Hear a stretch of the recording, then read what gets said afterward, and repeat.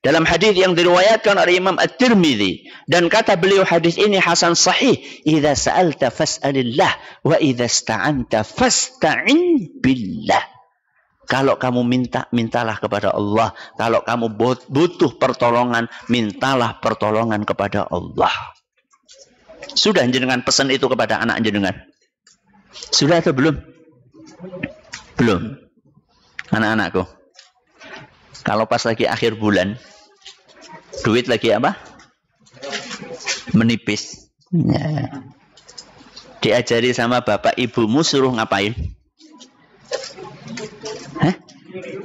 Suruh nelpon bapak ibu toh? Iya. Pernah nggak diajari sama bapak ibumu, nak, nanti kalau kamu kehabisan duit, mintalah sama Allah? Pernah? Hah? Kok sepi? Berarti belum pernah ya? Belum pernah.